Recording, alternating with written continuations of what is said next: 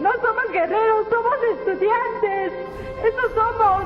Unos estudiantes que el pueblo de México sepa que somos sus hijos, somos la juventud.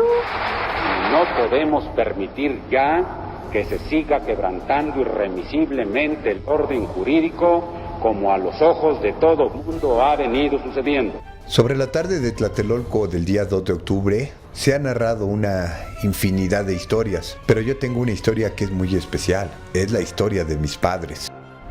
Hace ya algunos años, en el 2004, ya bastante tiempo, trabajaba yo en la universidad y andando por ahí un compañero de la escuela se me acercó y me dijo: oye, ¿ya viste que apareciste en la jornada en primera plana?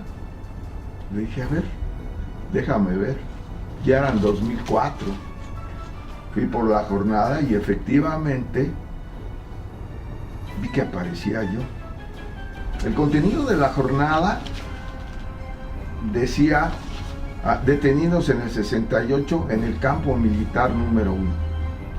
Y posteriormente en la parte baja hacía referencia a que el ejército había negado la detención de los estudiantes dentro del campo militar número 1. El por qué un movimiento tan simplista como que defensa de estudiantes, la institución de un general, de repente aglutinara un número de gentes increíble. No solamente estudiantes, obreros, gente que era vecinos de Tlatelolco, familias. ¿Por qué? Porque si las banderas eran tan pobres, ¿por qué de repente se aglutina ese número de gente? Y dije: no eran las banderas, es la lucha permanente de la sociedad por combatir corrupción, por combatir impunidad, por combatir abuso de autoridad. Una lucha que nunca acabará.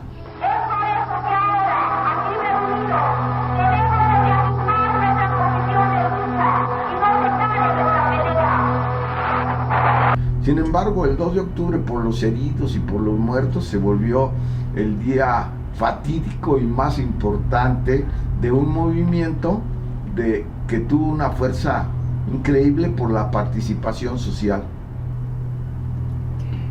Todos estaban tranquilos, todos. Se cuentan muchas versiones de que si fueron agitadores, estoy hablando de estudiantes, ¿no? Ahí no había nada, o sea, a nosotros nos tocó ver lo contrario, estaban pasivos.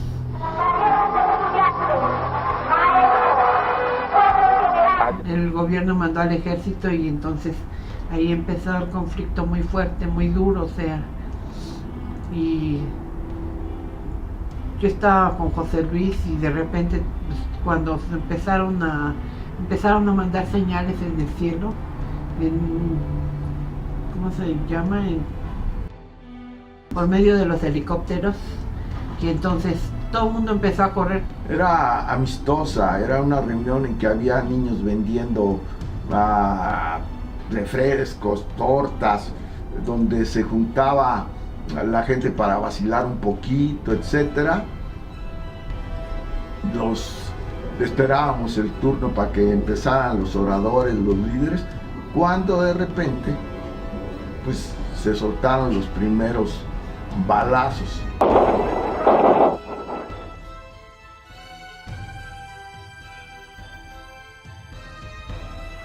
Así que cuando yo vi los balazos, pues lo que dije: hay que salir de aquí. De aquellos tiempos, de lo que me acuerdo es que íbamos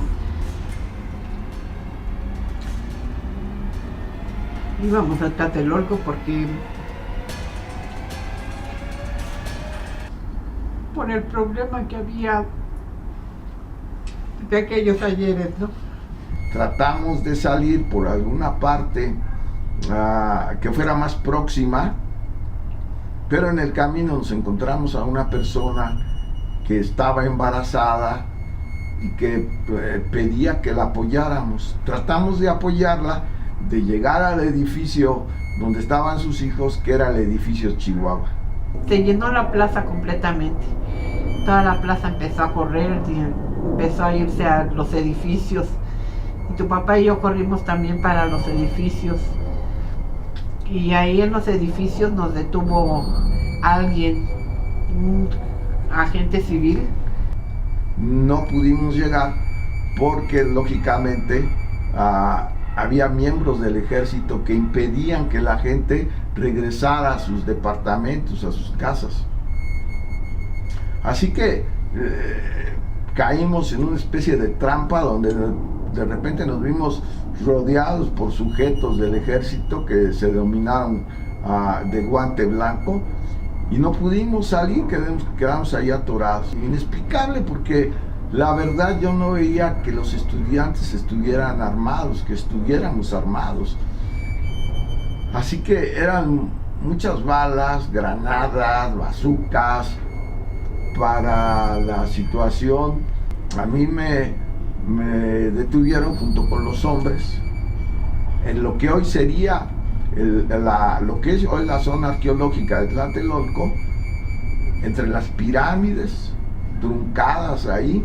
Nos enclaustraron, quedamos encerrados, pero era increíble porque los soldados parecían estar dispare, pero no se veía el enemigo al frente. Cuando salí, que nos llevaban detenidos, yo volteé a la plaza de Tlatelolco, y lo que me encontré eran muchos zapatos. Me pareció muy extraño que la gente, cuando muriera sin zapatos. La plaza estaba llena de basura y de zapatos, y los muertos apilados alrededor de la plaza. Ya llegando a Lecumberri, nosotros fuimos, o yo con otros fuimos separados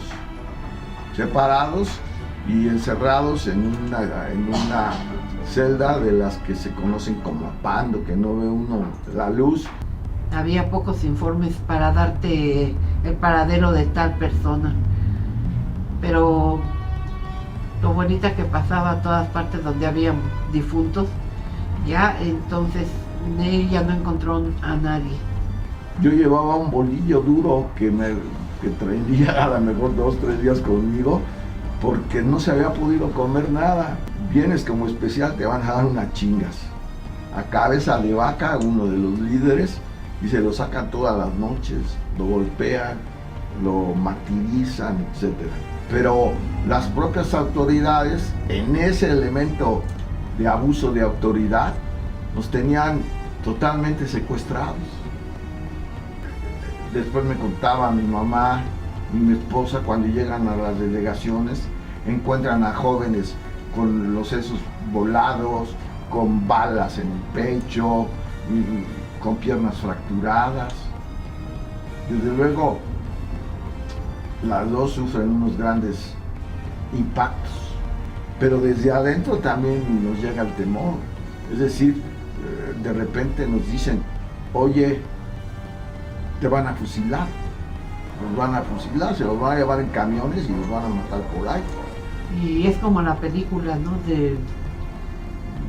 de Rojo Amanecer, así más o menos. Había mucha gente, muchos estudiantes.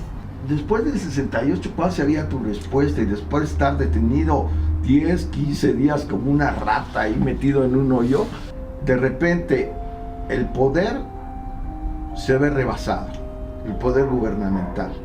Ya la gente está cuestionando más fuertemente la actuación del poder gubernamental. Lo que sucedió es que la mayoría olvidó el 68, los medios, las personas, y es que venía un nuevo espectáculo, las Olimpiadas. Así que las Olimpiadas enterraron provisionalmente por lo pronto al 2 de octubre. Por lo tanto, el Estado tenía o tuvo que ser más enérgico, pero se excedió porque utilizó las Fuerzas Armadas tal como lo están haciendo para agredir a gente que no estaba armada. Lo que trató de resolver Díaz Ordaz es una solución muy rápida y muy radical, sin conciliación, y lógicamente lo que generó fue que en lugar de que llegara como un buen presidente, como un estadista que lo tenía, llegó como un tirano, como un asesino. Hemos sido tolerantes hasta excesos criticados.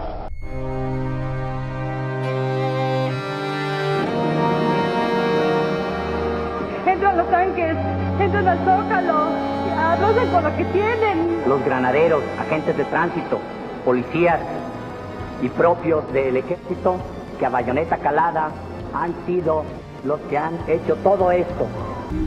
El 68, yo creo, representa no la lucha de unos estudiantes en contra de un granadero o en contra de Díaz Ordaz, sino la lucha permanente, continua, en contra de la impunidad, en contra del abuso de la autoridad, en contra de la corrupción. Así que yo creo que el 68 debe ser recordado no por el 12 de octubre, sino por ser la bandera permanente de una lucha contra los elementos nefastos que dañan a nuestra sociedad. El 2 de octubre fue un día que marcó el destino de muchísimas personas, como la de mis padres. Pero en especial el 2 de octubre marcó el destino de todo un país.